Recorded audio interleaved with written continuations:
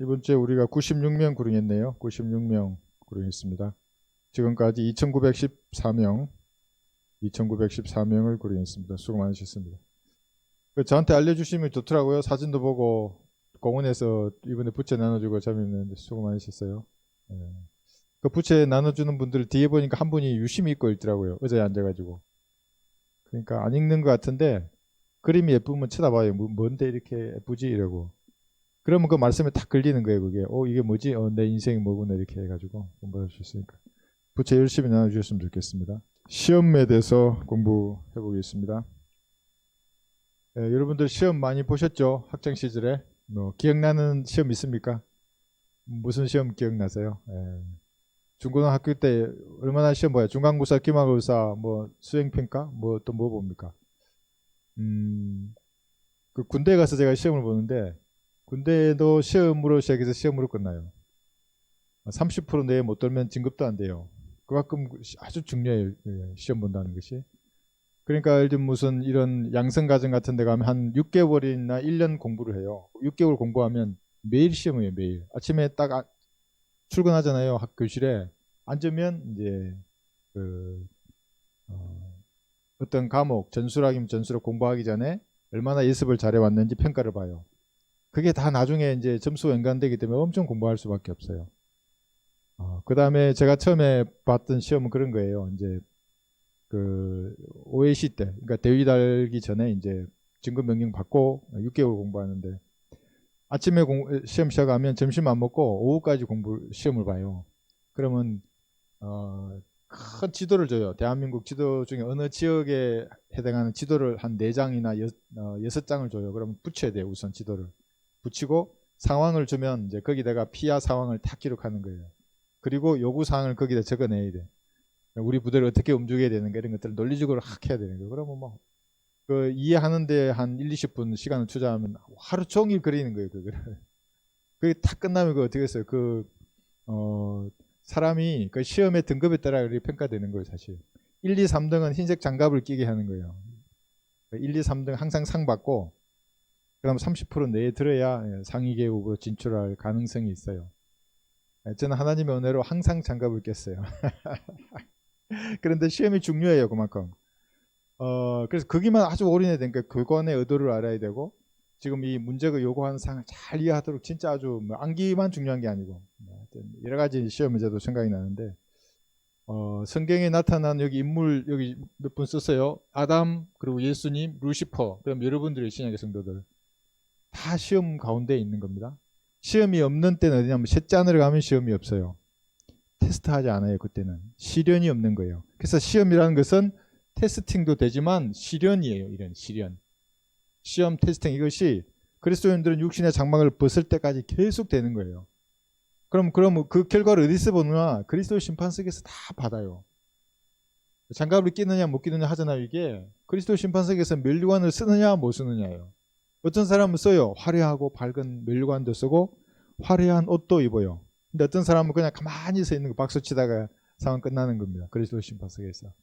이렇게 다소 회학적으로 제가 말씀드리지만 사실은 오전 설교 시간에 잠깐 말씀드렸지만 어떤 사람에게는 공포의 시간이에요. 그 그리스도의 심판석이라는. 왜냐하면 1대1로 주님 딱 물으시는 거예요. 네가 구원받기 전에는 모르겠어. 그래 그렇게 살았어. 그 이후에 어떻게 살았냐고 여러분이 설명하는 자리가 그리스도 심판석이거든요. 그리고 그 결과를 이제 장갑을 끼느냐 못 끼느냐 면류관을 쓰느냐 못 쓰느냐로 이제 판결을 나는 겁니다. 그렇게 시험을 당하는데 아담도 시험을 받았어요. 승패밖에 없어요. 이겼느냐 지느냐 중간은 없어요. 시험 볼 때 하나님께서 하시는 시험은 승리했느냐 시험에. 그러면 시험에서 승리하면 죄가 아니에요. 이제 나중에 넣을 거예요. 이 죄의 단계가 어디냐면 어떤 죄가 제시되거나 인식한 그 단계는 이 죄가 아니거든요. 그냥 시험의 단계예요. 이거는 여기서 끝나면 되는 거예요. 그런데 넘어가서 할까 말까 논의하면 이거 죄가 되는데 여기서 끝내면 여러분 승리하는 겁니다. 근데 여기서 지고 어떤 죄에 대해서 그래 할까 말까? 하면 하나님께서 나를 벌 주실 텐데 이제 이렇게 생각되면 이게 죄거든요. 이게 시험에 굴복한 거예요. 그리고 결정을 해서 실행에 옮겨요. 그럼 당연히 죄죠. 그럼 못자국이 나는 거예요. 뽑더라도. 그런데 훨씬 그 이전에 사실은 죄는 시작이 된 겁니다. 하나님 보시기에는. 그러니까 어떤 사람이 살인자라서 살인한 게 아니에요. 살인을 했기 때문에 살인자가 아니라 훨씬 그 이전에 이미 살인자예요. 하나님 보시기에는. 그러니까 때가 되니까 살인하는 거예요. 사기도 마찬가지고 도둑질도 마찬가지고 다양한 죄들 마찬가지입니다. 방탕함, 술 취함 마찬가지예요. 마음속으로 할까 말까 생각한 거예요. 뭐 오늘은 뭐 안주랑 먹을까 말까? 좋다 나쁘다? 뭐 이럴까 저럴까? 그러면 그게 하나님 보시기에는 죄가 시작이 된 겁니다. 이게 시험에서 진 거예요.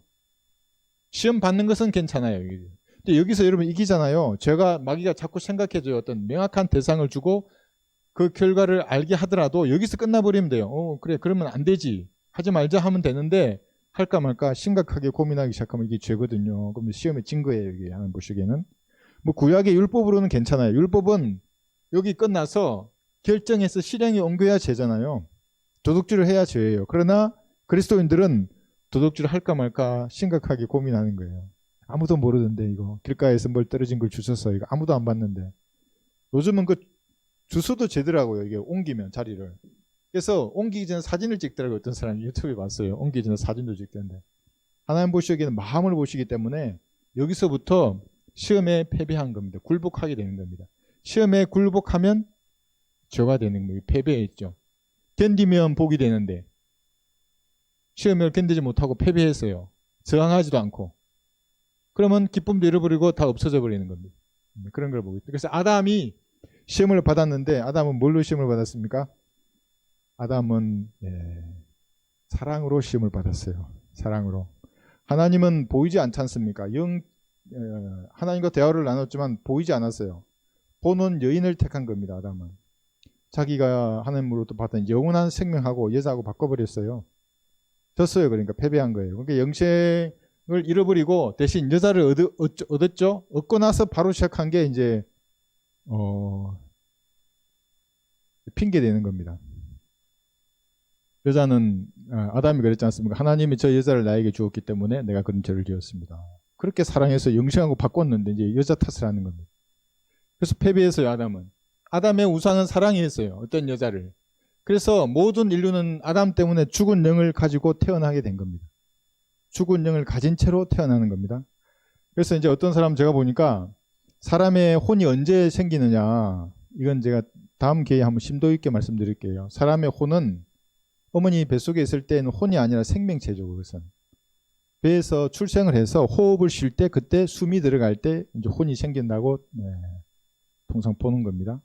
그래야지. 그러니까 그게 아니고 어떤 사람 정광훈 목사 같이 태아가 아버지도 예수님을 믿고 어머니도 예수님을 믿는 사람인데 태아는 구원을 받는다. 뭐 이런 식으로 말하더라고요. 그러니까 전혀 뭘 모르니까 그러는 거예요. 그러니까 그 아이는 또 나와서 세례를 받아야 된다. 뭐 이러면서. 그 로마 카톨릭이 그러지 않습니까? 그것이. 그러니까 그 아이가 만약에 유산되더라도 생명이 없는 거예요. 뱃속에 있는 태아는. 근데 어린아이가 엄마 뱃속에서 나왔을 때 이제 그 혼이 생겼기 때문에 그 아이에게는 죄의 잘못이 없죠. 아이는 지옥에 가지 않아요. 그렇게 되더라도 죄된 것이 없기 때문에. 아담이 하는 시험이 왔을 때에 패배했어요. 그래서 인류에게 죽은 영을 가지게 만들었고, 물론 살아있는 혼은 이제 아담이 이제 시작이 됐지만 패배했습니다. 첫 번째 아담이었습니다. 두 번째 아담은 여기 볼까요? 고린도전서 15장 승리했지 않습니까? 십자가로 승리한 겁니다. 고린도전서 15장 45절을 보시면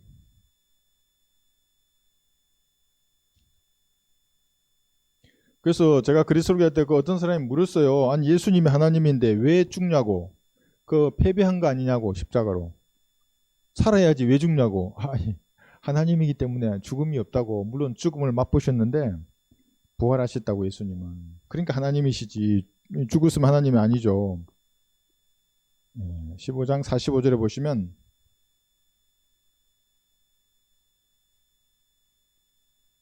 따라서 이와 같이 기록되었으니 첫 사람 아담은 살아있는 혼이 되었느니라. 한과 같이 마지막 아담은 살려주는 영이 되었느니라.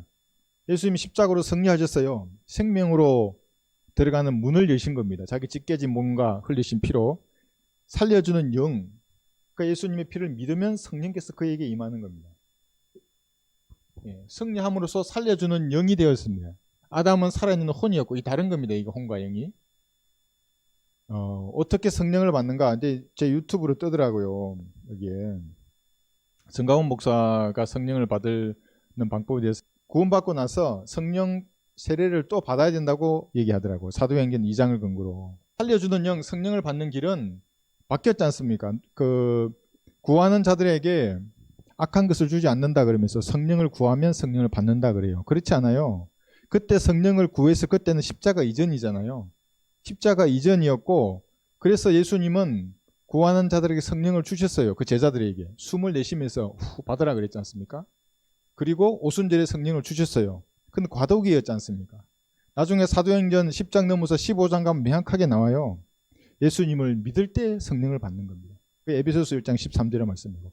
그러니까 이 과도기적으로 변한 것을 모르고 십자가 이전에 구원받는 그 성령을 받는 그 한 구절, 구하면 성령을 주신다고 성령 세례를 구하는 겁니다. 사도행전처럼 하늘의 문이 열리더만 사도행 2장에서 성령이 자에게 임했다. 그 마귀가 임한 겁니다. 사도행 2장에는 하늘의 문이 열렸다고 기록한 게 하나도 없어요. 볼까요? 사도행전 2장.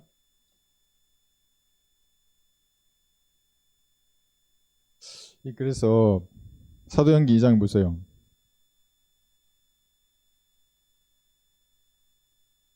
사도행전 2장 1절 보시면 그 후 오순절 날이 되자 그들이 다 하나가 되어 한 장소에 모였는데 갑자기 하늘에서 거친 강풍 같은 소리가 나더니 그들이 앉아있는 온 집안을 가득 채우더라. 거기에 불같은 모양으로 갈라진 혀들이 나타나 그 각 사람 위에 머물러. 여기 하늘에 문이 열렸다는 말도 없고 불폭탄이 터졌다 이런 말도 없어요. 불같은 모양으로 갈라진 혀들이 나타났어요. 그냥 이게 성경 기록인데 이 사람은 여기 하늘의 문이 열리더만 불이 떨어져 가지고 거기 성령이 폭발했듯이 자기가 모여있는 그 기도원에도 지금 불이 폭발했다 이렇게 말하는 거거든요. 가만히 보면 이게 마귀적인 주장이에요. 이게 하늘의 문은 성경에 어디서 열리냐면 제가 다음 찾을게요. 여러분이 올라갈 때 하늘의 문이 열려요. 이게 계시록 4장에 나오는 겁니다. 그때 진짜 하늘의 문이 열려서 여러분 다 올라가는 겁니다. 공식적으로 문이 열리는 거죠. 지금도 구원받은 사람이 올라갈 때는 문이 열립니다. 하늘에. 그러니까 들어가는 거죠. 여러분이 올라갈 때 공식적으로 문이 열려요. 교회가 휴거될 때입니다. 그때. 언제 또 문이 열립니까? 여러분이 이 땅에 내려올 때 또 문이 열리는 겁니다. 그러니까 교회인 여러분이 주인공이에요. 사실은. 이것만 볼게요. 그래서 내가 그분 설교 듣고 하도 내가 아니 이분은 성경을 어떻게 읽길래 이렇게 오해를 하지? 계시록 4장 1절 보시면 계시록 4장 1절 이 일 후에 내가 쳐다보니 보라 하늘에 한 문이 열려 있는데 그래요. 내가 들은 첫 음성은 낫발소리 같으며 내게 말하여 이르기를 이리 올라오라. 내가 이후에 마땅히 일어나야 할 일들을 내게 보여주리라. 이 음성이 여러분이 하늘로 올라갈 때 하늘의 문이 열려서 진짜 올라가는 겁니다. 그리고 계시록 19장에 보시면 19장 11절에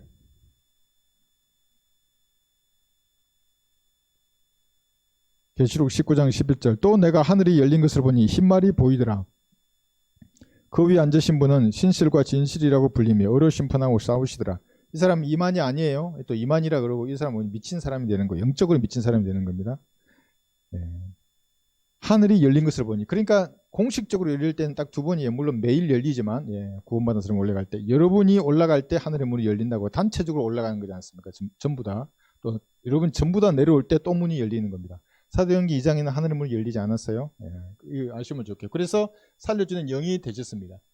승리하셨기 때문에 시험에서 광야에서 40일 동안 시험 받으실 때 예수님은 죄가 없으신 분인 반면에 연약한 육신을 가지고 있었기 때문에 죄 지을 가능성이 있었다고요.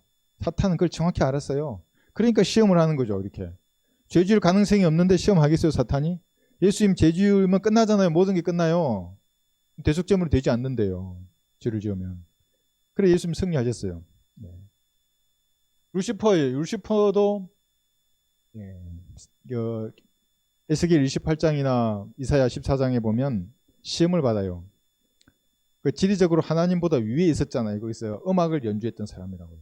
악기를. 그러니까 그 교만이 시험에서 그를 패배하게 만들었습니다. 그래서 우주적인 심판이 여기 있죠.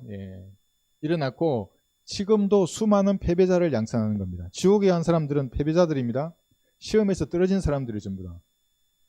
예수님이 흘리신 피를 믿으면 구원을 받는데 거부하는 사람들이면 전부 다. 마귀가 그런 사람들 양산해내는 겁니다. 지금도. 거짓 선지자들을 통해서 수많은 사람들을 데려옵니다. 시험에서 패배해서 이 사람은. 현재 여러분이 여러분 어떨까요? 과거에 여러분 시험에서 승리했어요. 만점이에요. 예수님이 피를 신뢰했잖아요. 구원받은 거예요. 이 승리는 아무도 앗아갈 수 없는 겁니다. 미래에도 예수님과 똑같은 모습으로 변화될 것이 예정되어 있어요. 승리한 거예요, 이게. 현재는 다른 겁니다. 현재. 여러분 배우셨죠? 현재 여러분들이 시험에서 승리해야만이 그리스도의 심판석에서 무엇인가를 받는 겁니다. 장갑을 끼게 되는 겁니다. 나 우리 성도들 다 장갑 끼었으면 좋겠어요. 저는 안 껴도 괜찮아요. 여러분들은 그리스도 심판석에서 무엇인가 멸류관을 받고 여러분의 행위로 몸으로 행한 것들을 받는 겁니다. 뭘 많이 알고 이거 아니에요. 많이 아는 건 뭡니까? 내 믿음의 행위를 위해서 알게 되는 겁니다. 그게 몸으로 행한 것들을 받는 겁니다. 현재 시험에서의 점수는 그리스도 심판석에서 받게 됩니다. 그럼 왜 시험을 받는가? 이 두 가지 했죠. 나약함 아니면 마귀들의 특별한 공격 대상이기 때문에 계속해서 시험 받는 겁니다. 육신이 연약합니다. 그래서 예수님께서도 기도하라고 했어요. 육신이 연약하기 때문에. 마태복음 볼까요? 26장 41절. 40절부터 보시면 제자들에게 돌아와 그들이 자고 있는 것을 보시고 베드로에게 말씀하시기를 너희가 나와 함께 1시간도 깨어 있을 수 없더냐? 너희가 시험에 들지 않도록 깨어 기도하라. 참으로 영은 원하지만 육신이 연약하도다. 사도 바울도 똑같이 말한다고요. 내가 마음으로는 하나님의 법을 위해서 살고 싶지만 육신으로는 죄의 법을 섬기노라. 그러니까 영이 원하지만 육신이 연약한 겁니다. 그래서 기도하는 겁니다. 누가복음 11장 4절에서도 우리가 우리에게 빚진 모든 사람을 용서하오니 우리의 죄들도 용서하여 주옵시며 우리를 시험에 들지 않게 하시옵소서. 육신이 연약한 겁니다. 그래서 연약한 여러분들의 육신을 예수님께서 동정하시는 이유는 예수님도 육신을 입으셨기 때문에 모든 시험에서 승리하셨기 때문에 연약한 육신임에도 불구하고 시험을 받을 때 주님을 의지하게 되면 도와주시는 겁니다. 이 공격은 뭐냐면 마귀들도 여러분 보면 알아요. 여러분 이 성경을 딱 손에 들었잖아요. 이제 무릎 꿇고 진지하게 기도하고 진지하게 성경을 공부해요. 그럼 떡잎을 알아본다고요. 얘가 성장하면 큰일 나겠는데? 하나님하고 진짜 교제하네? 진짜 교제하는 건 알아요. 여러분 성도들도 알잖아요. 여러분 알아요. 보인다고요. 이분 진짜 하나님하고 진지하게 얘기하시는 분이구나. 다 연약한 육신이 있죠. 때론 실수하기도 해요. 그런데 진지하게 기도하면 마귀가 금방 알아보고 특별한 방법으로 공격해요. 여러 가지 일들이 일어나요. 그러니까 준비를 딱 하고 있어야 됩니다. 어떤 분은 진짜 집에 불도 나기도 해요. 강력하다고요. 마귀의 세력은. 다양한 방법으로 공격해요. 가장 취약한 부분을 쳐요. 뭐가 제일 취약해요? 저도 있어요. 그걸 제가 안다고요. 그러니까 제가 기도가 느슨하면 마귀가 정확하게 알고 그걸 항상 치더라고요. 우리 가족이 뭔지 알잖아요. 기도가 요즘 잘하고 있어요. 그럼 내가 뜨끔해요. 이거. 뜨끔해요. 좀 있으면 뭔 일이 나 있어요. 벌써. 그러니까 기도해야 됩니다. 마귀가 특별한 공격을 할 수도 있고 여러분 육신이 연약하기 때문에 다양한 시험을 받습니다. 마틴 루터는 그랬어요. 시험은 나의 스승이라고. 시련은 나의 스승이란 말입니다. 그렇기 때문에 영적으로 성장을 하게 되고 이 땅을 살면서 주님을 더 의지하게 되는 겁니다. 그래서 그런 말을 하는 겁니다. 야고보서 1장 12절 볼까요?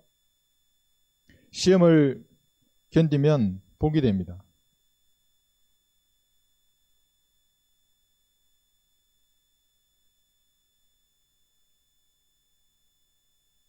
야고보서 1장 12절.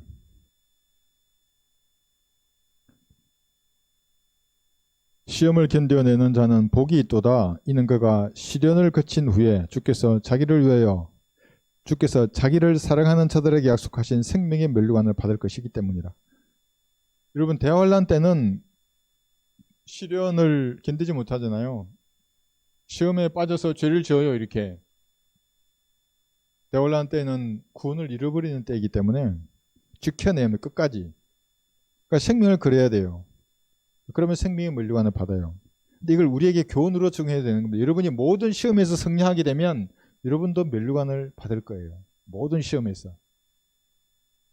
그죠? 견디면 복이 되는 겁니다.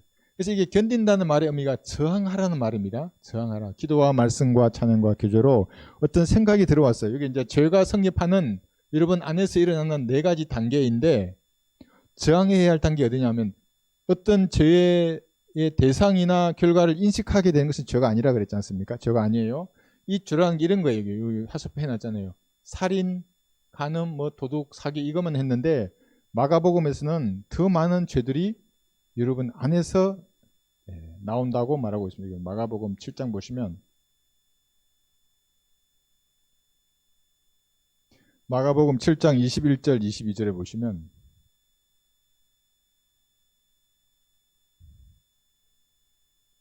이는 속에서, 즉 사람들의 마음에서 나오는 것은 악한 생각과 간음과 음행과 살인과 도둑질과 탐욕과 악의와 시기와 방탕과 악한 눈과 하나님을 모독함과 교만과 어리석음이기 때문이니 이 모든 악한 것은 속에서 나와 그 사람을 더럽히느니라고 하시더라. 이 다른 사람 아니에요. 이게 저기 저 길거리에 돌아다니는 뒷골목에 어슬렁거리는 사람들이 아니라 모든 사람이 이래요. 다만 어떤 사람은 좀 밑에 좀 이렇게 깔아놨을 뿐이에요. 위에는 교양으로 포장해 놓고 있을 뿐이에요. 그러니까 엉덩이를 걷어차면 이게 나온다고요.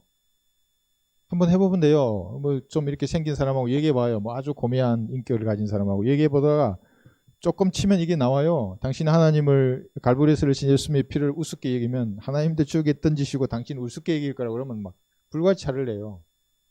얘기 재밌게 얘기하다가도. 무엇인가 이게 다 깔려 있다고요. 이게 뭐 목탁 두드리고 참선하는 사람도 마찬가지예요. 이게 다 바닥에 깔려 있다고요. 이게 신부들 수녀들 마찬가지예요. 어떤 종교를 가지고 있더라도 자기 안에 있는 이걸 해결할 수 없어요. 갈보리에서 흘리신 예수님의 피를 믿고 말씀으로 성령하지 않으면 이거 어쩔 수 없는 거예요. 근데 그런 것이 올라올 때 명확한 대상을 지적해줘요.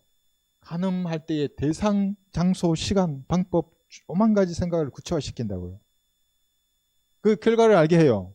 근데 여기서 끝내야 돼요. 여기서 끝내야 되는데 이렇게 넘어가 버리면 견디지 못하는 거예요. 이게 시험에서 증개해야 됩니다. 여기서 그리스도인에게 말하는 겁니다.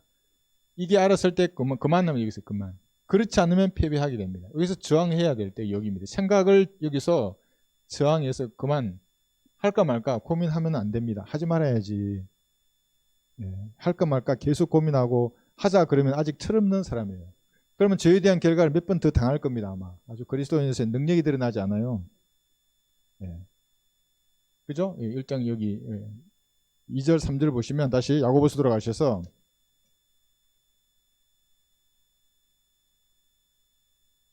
야고보서 1장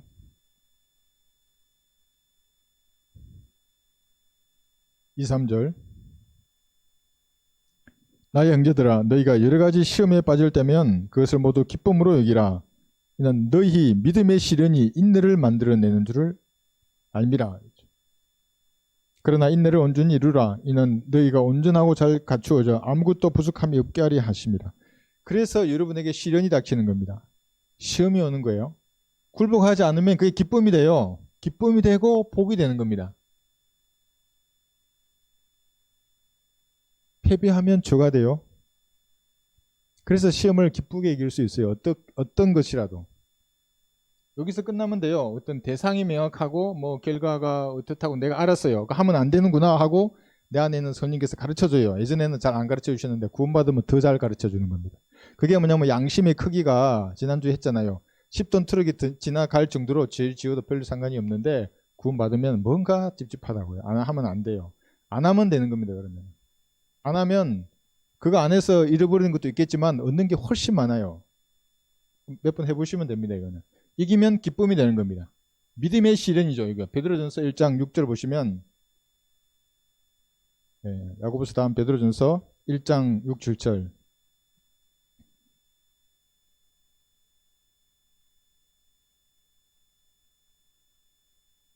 그러므로 필요하다면 너희가 여러 가지 시험으로 잠시 슬퍼할 수밖에 없지만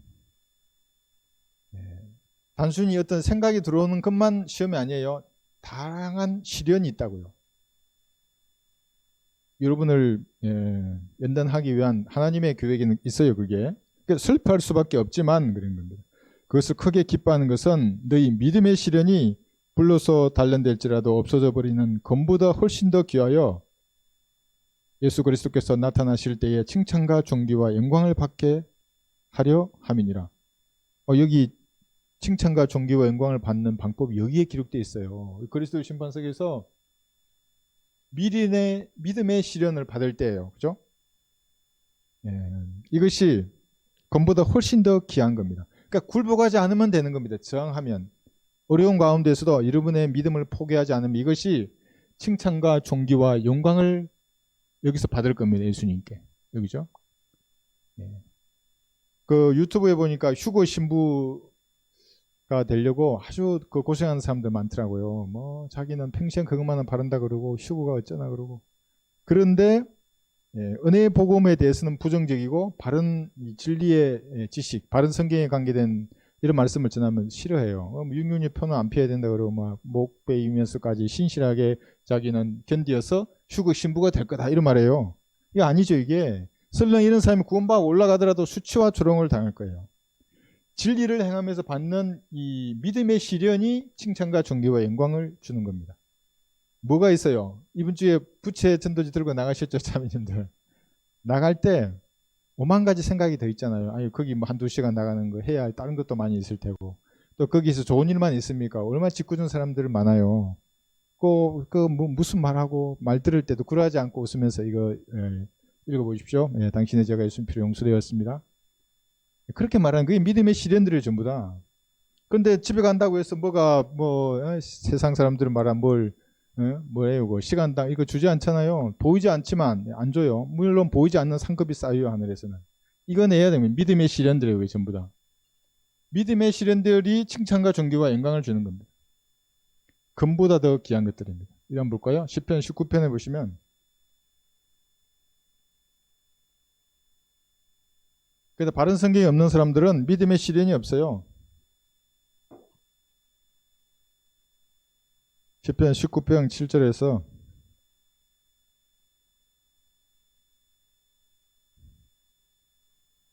믿음의 시련을 받으려면 바른 성경이 있어야죠. 주의 율법은 시편 19편 7절입니다. 완전하여 혼을 회심시키며 주의 정근은 확실하여 우매한 자를 현명하게 만들고 주의 규례는 정당하여 마음을 기쁘게 하며 주의 계명은 순수하여 눈을 밝게 하도다. 주를 두려워하면 순결하여 영원히 지속되고 주의 명령들은 모두 참되고 어려우니 그것들은 보세요. 그것들은 금보다 정녕 많은 정금보다 더 바랄 만하며 꿀과 벌집보다 더 달돌다. 무엇이 그렇다는 거예요? 바른 말씀이에요. 이게. 바른 성경. 이것이 있어야만 여기 해놨어요. 결국은 한글 개념 성경으로 가는 겁니다. 믿음의 시련의 근처에 가볼 수 있습니다. 이것이 없어요. 그러면 내가 바른 교리가 없는데 어떻게 시련을 받아요? 그 믿음의 시련이 아니에요. 그러니까 이단 교리를 행하면서 받는 시련들은 믿음의 시련이 아니에요. 그것은 마귀를 기쁘게 하는 것들입니다. 여기 해놨어요. 이게 그 영어 킹제임스 버전을 하나님의 말씀으로 믿는 사람들이 있어요. 가능해요. 그게 영어를 모국어로 쓰는 사람들은 그게 가능한 이야기입니다. 근데 우리나라 사람에게 영어 킹제임스 성경을 이렇게 밀면서 우리 인류에게 준 최종근이라 그러면 내가 믿는 이 성경을 버리라고 하는 사람들이잖아요. 그러니까 내가 처음에 이 성경을 믿다가 영킹주의자가 나한테 온 거예요. 영킹주의자가 와가지고 이 성경을 쓰레기통에 버리라는 거예요. 한글 킹제임스 성경을. 수년간 자기가 섬기고 공부하고 설교하고 해놓고. 왜냐하면 영어는 안 바뀌는데 이거는 이제 바뀐다 이거죠. 그게 최종이고 이건 최종이 아니다 말이면서. 영킹주의자들에게 모국어 영어라면 가능해요. 그러나 한글을 쓴 한국 사람에게 이걸 받아들이라는 말은 자기를 믿으란 말이에요. 자기. 영어 잘하는 자기. 잘하지도 못하는 사람들이. 원본도 마찬가지. 히브리 헬라어도 마찬가지예요. 그러니까 제가 누누이 말씀드렸죠. 독일어 성경이 있고 각 나라에 있다고요. 표준 원문 계열에서 번역된 성경들이. 그것이 그 나라의 모국어 성경이 하나님의 말씀인데 영어를 가지고 모든 사람을 고치려고 하는 겁니다. 그 사람들은. 네. 믿음의 시련과 상관없는 사람들입니다. 그 다음 죄의 성립. 죄는 로마서 5장 12절 볼까요? 여기 핑계 대지 말라고 했는데 로마서 5장 12절 뭐냐면 하나님이 죄를 짓게 만들었다 나를. 그거 아니에요. 아담 때문에 내가 죄인이다. 이 절반만 맞는 말이에요. 로마서 5장 12절 보시면 이런 연유로 한 사람에 의하여 죄가 세상에 들어오고 그 죄에 의하여 사망이 왔으니. 예, 맞아요. 아담 때문에 사망이 온 거예요. 그리하여 모든 사람이 죄를 지었으므로 사망이 모든 사람에게 전달되었느니라. 예, 죄를 지었기 때문에 그래서 지옥에 가는 겁니다. 어떤 사람 아담 때문에 지옥에 간다고 하나님이 불의하다고 그래요. 그렇지 않아요. 자기가 죄를 지었기 때문에 가는 겁니다. 또 그 갈보리를 거부하기 때문에 가는 것이고. 에스겔 18장 20절에 보시면 다른 사람을 핑계댈 수 없어요. 죄 짓는 것에 대해서. 아담뿐만 아니라. 에스겔 18장 20절.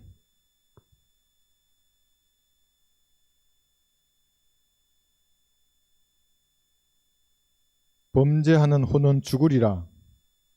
아들이 아비의 죄악을 지지 아니할 것이며 아비도 아들의 죄악을 지지 아니할 것이니 의인의 의는 그에게 있고 악인의 악도 그에게 있으리라. 그러니까 아버지가 죄를 지었기 때문에 죄값을 아들이 받아서 지옥에 가는 게 아니에요. 아들이 죄를 지었기 때문에 아버지가 죄값 때문에 지옥에 보내는 게 아닙니다. 아버지가 자기 죄 때문에 가는 겁니다. 그러니까. 물론 아버지가 습관적으로 죄를 짓는 것을 아들이 보고 배울 수는 있어요. 그게. 그러니까 마귀들이 전이 된다는 게 그런 것이거든요. 가까이 있으면은 계속 그걸 보잖아요. 계속 아버지가 술 마시고 주정을 해요. 그럼 아들도 그렇게 되는 겁니다. 예, 그 습관이 대물림 되는 거죠, 그게. 근데 실제 마귀들도 전이가 됩니다, 그렇게. 그런데 아버지가 죄를 지었다고 해서 아들에게 죄값을 하나님 물지 않아요. 그에게 있는 겁니다. 그 죄는 핑계댈 수 없습니다. 여기 잠언 23장 7절에 보시면 하나님 보시기에 죄는 생각 가운데 시작이 됩니다. 잠언 23장 7절. 왜 지금 생각을 강조하냐 하면 생각을 살피는 건 여러분이잖아요. 그러니까 생각 가운데 어떤 죄가 있을 때 자백하라고 하려고 지금 생각을 말하는 겁니다. 23장 7절. 이는 그가 마음에 생각하는 대로 그도 그러한즉 그가 내게 먹고 마시라고 할지라도 그의 마음은 너와 함께 있지 아니함이라. 그러니까 앞 전반부의 구절을 보면 마음에 생각하는 대로 그도 그러한 것입니다. 그러니까 간음을 생각하면 간음자가 되는 거예요. 거기 하나님 보시기에는. 그러니까 이걸 성찰하라고 성경에 기록해 두었습니다. 이걸 네 마음에 무슨 죄를 지으면 자백해서 버려야 한다. 그래서 마태복음 5장 28절에 보면 업욕에 대해서 말하는 겁니다. 마태복음 5장 28절. 내가 너희에게 말하노니 업욕을 품고 여자를 바라보는 자는 누구나 그의 마음으로 그녀와 더불어 이미 간음하였느니라. 그리스도인에게는 이게 실제 자백해야 됩니다. 이게 마음속으로 뭘 상상했어요. 죄를 지었어요. 그건 자백해야 할 죄입니다. 여기 넘어간 거예요. 벌써 이게 여기로. 시험에서 진 겁니다. 네. 그 다음에도 있죠. 요한일서 3장 15절에 보시면 이건 미움은 살인입니다. 이게 요한일서 3장 15절에서 대환란 때는 이게 실제적인 교리가 됩니다. 그러니까 미움을 주의해야 됩니다. 그럼 교회 시대 우리는 마음 놓고 미워해도 되는가? 미워하면 성령님과 교제가 안 되는 겁니다. 기도 안 돼요. 미워하면. 그러니까 미움이 가득 찬 사람의 눈빛을 한번 보세요. 그냥 보여요. 그냥 미움이 그냥 떨어져요. 얼굴에서. 자백하라고 이렇게 기록해 둔 우리에게 교훈으로 자기 형제를 미워하는 자는 누구나 살인자요. 살인자는 누구나 영원한 생명이 그의 안에 거하지 않음을 너희가 아느니라 했어요. 대환란 때에는 교리입니다. 이게 그냥 우리에게는 교훈으로 이게 받아들이는 겁니다. 그죠? 그러면 죄의 시작이 네 단계를 지금 이제 기록해 두었는데 어디서 죄가 시작되냐면 대상을 명확히 알고 죄에 대한 결과를 내가 알았어요. 그러면 죄값을 받아야 됩니다. 자백해야 할 죄가 성립하는 겁니다. 그 다음에 할까 말까 이제 궁리해요. 깊이 생각하는 겁니다. 어떻게 해야 되지? 그러면 이제 죄의 대상도 결과도 알았어. 그럼 이 할까 말까를 궁리하면 이제 죄가 점점점 시작이 되는 겁니다. 결정하지 하자. 들키면 죄가 되고 안 들키면 죄가 안 들킬 것 같지만 하나님 보시기에는 이미 그 전에 죄가 성립이 되는 겁니다. 자백해야 할 죄입니다. 이것이. 우상도 마찬가지입니다. 우상을 세웠어요. 여기 세워진 겁니다. 벌써 이게 이제 쾌락이라고 하는 우상이 세워졌어요. 이거 없애야 돼요. 이게 안 들켜도 그러니까 죄입니다. 세상에서는 들켜야 죄지만 그리스도인에게는 하나님 다 아시는데요. 그러니까 무릎 꿇고 기도할 때 이걸 제거하라는 겁니다. 그리스도인들은. 이게 성결한 삶입니다. 이게. 그럼 안 들켰는데 왜 죄인가 하면 이게 이제 그 구원받지 않은 죄인들의 전형적인 수법이에요. 사람들에게만 안 들키면 안 들키는 줄 알고 마음속에 있는 각종 더러운 오물을 그대로 세워두는 겁니다. 하나님은 죄라고 말씀하십니다. 죄가 성립한다고 말하는 겁니다. 고전 11장 31절 이거 여러분들 이제 그냥 탁 펼 줄 알아야 됩니다. 고전 11장 31절은 이걸 못해요. 그리스도인들 못해요. 이거를. 왜냐하면 괴로워요. 이걸 하려고 그러면. 그러니까 막 기쁨 가운데 살고 싶은데 보세요. 만일 우리가 우리 자신을 판단한다면 이 말의 의미가 여기 넘어온 죄들 있잖아요. 여기 국리 아이고 그 죄를 지을까 말까. 지으면 나를 하나님께서 심판할지도 모르는데 아니 한 3개 정도는 지어도 괜찮을 거야. 한 10개 지어야 죄가 차지 않을까? 막판에 회개하면 되지 않을까? 이게 다 죄라고 해요. 이게. 그런 죄들을 31절 말씀대로 우리가 우리 자신을 판단하는 거예요. 심판. 하나님 내가 죄를 지었습니다. 여기서 궁리했어요. 죄를 용서해 주세요. 이건 넘어가서 실행했어요. 이거 당연히 죄죠. 실행하면. 이건 진짜 내가 대가를 지불해야 돼요. 여기는 대가는 지불하지 않지만 눈에 총기를 잃어버려요. 그럼 마귀가 싹 그 사람 머리를 서치하는 게 뭐가 나오는지 아십니까? 멍해져요. 사람이. 물건이 어디나 두는지 몰라요. 여러분 생각해보세요. 열쇠가 잃어버렸으면 생각해봐. 내가 무슨 죄를 지었는가. 즉시 멍해져요. 사람이. 그럼 한 마귀가 100마리에 들어가면 100번 멍해지는 거예요. 그러니까 멍해요. 사람이. 정신 차리라고 막 깨우고 싶다니까요. 그게. 마귀가 들어간 흔적들입니다. 전부. 그런 것들을 여기 지나갔잖아요. 여기에 판단해야 돼요. 내가 저항해야 되는데 저항 못하고 마귀가 침투한 거예요. 이런 생각들이 할까 말까 궁리해서 그래 하자. 아니면 말자 했다고 해서 죄가 아닌 게 아니에요. 이것도 자백해야 되는 거예요. 어떤 사람과 무엇을 할까 말까 뭐 이렇게 하고 어떻게 될 것인데 이거 안 해야 되겠다 하면 큰일 나겠는데 이번 주 또 설교식 어떻게 앉아있지 또 막 뭐 아주 꼬집고 난리칠 텐데 네, 그 죄라고 해요. 그게 다 자백해야 할 죄들입니다. 우리가 우리 자신을 판단하면 판단받지 않을 것입니다. 그러니까 이걸 더 쉽게 말하면 우리가 우리 자신을 여기 시험에 굴복한 죄들을 내가 자백하면 하나님 앞에 심판받지 않는다는 말입니다. 그래서 32절에서 우리가 판단받는 것은 주께 징계를 받는 것이니 이는 우리로 세상과 함께 정죄받지 않게 하려 합니다. 징계받는 거예요. 근데 그렇게 하면 정죄 안 받는 거예요. 이게. 넘어온 죄들을 다 자백해야 되는 것들. 할 수 있으시겠죠, 그죠? 이게 하나님과 교제하는 그리스도인입니다. 우리 교회에 이 모임이 별로 없잖아요. 뭐 매 아침마다 와서 모이라 그러고 무슨 사경회도 하고 뭐 5만 가지 하여튼 행사들이 많아요. 딴 교회들 보니까 우리가 왜 없냐면 이런 교제를 하라고 없는 겁니다. 하나님과 1대1로 교제하라고 주일하고 수요일만 우선 강조를 하는 겁니다. 나머지 시간에 말씀을 공부하고 여러분 자신을 성찰하라고 시간이 있는 것입니다. 그렇게 하셨으면 좋겠습니다. 여기 돼 있죠. 전이되는 마귀들. 습관이나 전통이나 문화 있어요. 가풍이라는 게 있습니다. 집안에는. 근데 마귀적인 게 그게 있을 수 있어요. 우상 숭배를 하는 집안이다 그러면 그게 아주 조심해야 되는 겁니다. 그게. 우상 숭배하는 집안 여러분 보셨어요? 네.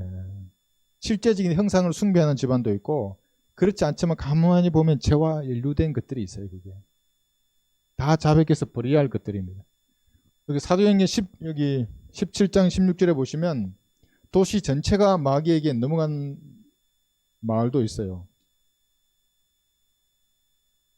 사도행전 17장 16절. 우상에게 바쳐진 마을이에요. 여기 성읍. 사도행전 17장 16절. 그 후 바울이 아테네에서 그들을 기다리고 있는 동안 그 성읍이 전부 우상에게 바쳐진 것을 보고 그의 영이 그 안에서 몹시 괴로워하더라. 여러분들 그런 거 보셨어요? 이 바닷가에 가까운 마을에 가거나 이 산속으로 가까이 다가갈수록 있는 집들을 보세요. 저는 그걸 확 느껴요. 그게 엄청나요. 그 마귀의 영들이 강력하다고요. 그게. 그러니까 마을이면 마을, 도시면 도시, 나라면 나라마다 독특해요. 그게 마귀에게 바쳐진 곳이 있다고요. 여러분 IT 지난번에 보셨죠? 하루아침에 24만 명이 죽었어요. 단 그 한 시간 만에, 한두 시간 만에 24만 명이. 나라가 거의 없어졌다고요. 그게. 부두교의 그게 부두교의 영향. 대학 올라간 때도 마찬가지입니다. 그대로 일어날 겁니다. 그러니까 어떤 가정도 그렇고 조직도 마찬가지예요. 단체도 마찬가지예요. 마귀에게 받쳐진 데가 있어요. 마음 아프지만. 어떤 사람이 그 안에서 구원받았으면 자기가 이제 주님과의 교제 가운데서 이겨와야 합니다. 그 사람들은. 그런 전통들을 끊어내고 마귀적인 것들 뭐 있어요. 뭐 부적이나 뭐 명태 대가리 우리는 그런 거 없죠. 예, 명태 대가리 붙이자는 이게 왜 붙여요? 명태 대가리를 그냥 맛있게 먹으면 되지. 예, 그런 것들은 좀 마귀적인 것들입니다. 그 다음 볼까요? 고전 10장 여기 13절에 보시면 고린도전서 10장 13절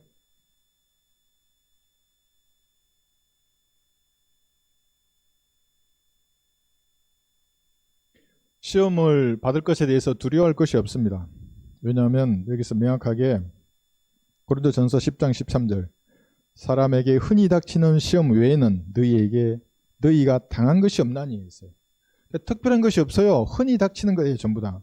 하나님께서는 신실하셔서 너희가 감당할 수 있는 것 이상으로 시험을 당하지 않게 하시고 시험을 당하면 피할 길도 마련하셔서 너희로 능히 감당케 하시느니라. 그러니까 이게 신뢰가 된다고 나의 주님을 자유롭다고요. 하나님은. 그러니까 여러분에게 가장 적합한 형태의 시험을 당하게 하시고 이겨낼 수 있는 길도 마련하신다고요. 여러분의 도피성이 어디예요? 도피성. 안전한 도피성이 찬양이 있는데 네, 셋째 하늘이 우리 도피성이에요. 우리 올라갈 거예요. 이제 휴구되면 올라가는 겁니다. 이 땅에서 시험 받을 때 여러분의 도피성은 주님 앞으로 나가는 거예요. 갈보리 십자가 앞으로. 1대1로 있을 때 기도할 때에 여러분 자신을 성찰하고 어려움 시험 가운데서 주님을 타고 의지하는 겁니다. 네, 여러분의 도피성. 그러면 피할 길도 마련하셔서 능히 감당케 하시는 겁니다. 그럼 그 시험들이 다 여러분 복이 되고 기쁨이 되는 겁니다. 다 받아요 여기서. 그러니까 시험 받으면 이겨야 되겠습니까? 그냥 굴복해야 되겠습니까? 어떤 사람은 너무 좋아서 아이고 한 번만 더 굴복하지 뭐. 아이고 다음에 하면 되지. 다음엔 내가 이길 수 있을 거예요. 아니에요. 그러니까 이게 계속 이제 자기 자신을 돌아보면 지금까지 패배했잖아요. 한번 딱 마음 먹고 또 예전에 절기된 게 딱 왔어요. 안 하면 돼요 한번. 그럼 하나님이 뭘 어떻게 변화시키는지 너무 좋은 걸 주세요 정말. 그걸 설명하고 싶은데 못 믿잖아요 그게. 아이고 이게 하는 게 좀 습관대로 이걸 해야지. 이걸 왜 끊고 하나님 뭘 주시겠냐고. 광야에서 식탁을 마련하시겠냐고. 진짜 마련해요 하나님이. 믿어보고 하셨으면 좋겠습니다. 예. 그 다음에 요거는 추처가 어디냐인데 여러분 욥의 시험을 보세요. 욥의 시험을 보면 분명하게 한계를 하나님이 그어 놓으세요. 그 한계를 넘지 않는다고 항상. 야, 욥의 생명은 건드리지 마.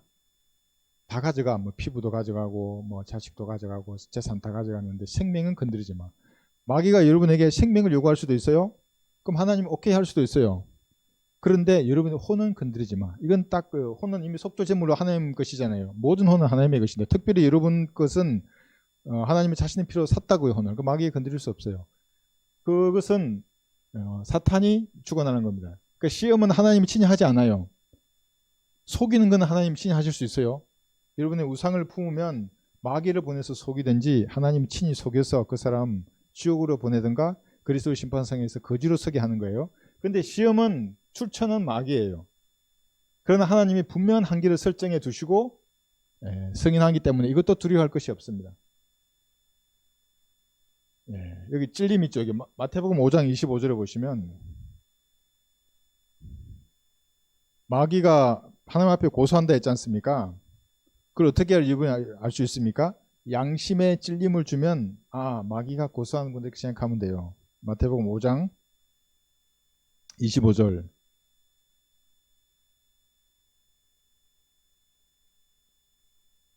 너는 너의 대적과 함께 길에 있는 동안에 그와 속히 화해하라. 그리하여 그 대적이 어느 때나 너를 재판관에게 넘겨주지 않고 재판관도 너를 간수에게 넘겨주지 않아서 내가 감옥에 들어가지 않도록 하라. 이걸 교훈으로 적용하는 겁니다. 마귀가 여러분을 양심에 야 그 죄야 그럴 때에 딱 내가 판단하는 거예요. 죄구나. 그러면 그냥 자백하면 돼요. 하나님 앞에 가서.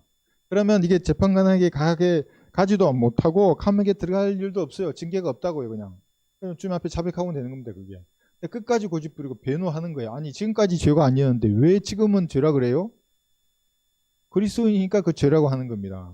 그리스도인이 아니었을 때는 상관이 없었지만 그래서 자백해서 버리면 예, 대적이 할 일이 없어져 버리는 겁니다.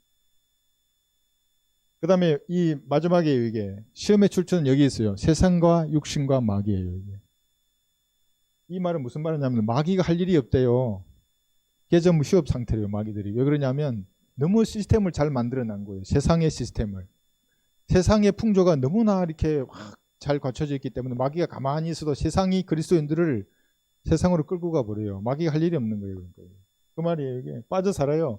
육신의 정욕을 마음껏 발휘할 세상으로 만들어요. 마귀들이. 그러니까 마귀는 가만히 있어도 할 일이 없는 거예요. 그냥. 그러니까 사람들이 뭐 틈만 나면 마귀 탓을 하잖아요. 그러니까 마귀도 억울하대요. 계속 자기 탓만 하는 거예요. 세상의 풍조를 자기가 만들고 마귀는 팔짱만 끼고 있어 사람들이 그냥 세상으로 끌려가고 육신의 죄를 즐길 수 있도록 이렇게 막 만들어 놓은 거예요. 사람들이. 그러니까 영화나 드라마 한번 보세요. 거기에 성경적인 거 한 편이라도 보셨어요? 잘 가다가 항상 빠지는 거예요. 막 성경 들고 뭐 살인자로 나오고 막 예? 뭐 이상한 죄인들로만 만들어 놓은 겁니다. 세상의 풍조입니다. 그게 육신의 정욕이고 마귀들은 시스템을 구축해 놓았을 뿐인데 여기서 시험이 다 사실은 시작이 되는 겁니다. 그러나 하나님께서는 선하시기 때문에 그 시험 가운데서도 여러분의 유익을 위하는 겁니다. 그러니까 여러분이 저항해야 됩니다. 시험이 오면 생각이 더 이상 넘어가지 않도록 제 시대고 그래 이게 나쁜 거구나 이건 죄구나 하면 안 되지 안 하면 되는 겁니다. 이건 좀 더 모르게 이렇게 살짝 어떻게 해볼까 하면 그게 죄가 되는 겁니다. 예. 그래서 이기시면 복이 되고 기쁨이 되어서 그리스도 심판석에서 그대로 받을 것입니다. 이제 시험에 대해서 공부했습니다. 이제 한 주 시작이 됐는데 한 주간 한번 생각해 보세요. 여러분 육신이 뭔가 시험할 수도 있고 세상의 풍조가 또 무엇인가 여러분에게 뭘 할 수 있는 것입니다. 이럴 때 승리함으로써 하나님께 영광 돌리는 겁니다. 여러분의 기쁨이 되고 복이 되는 시간이 되셨으면 좋겠습니다.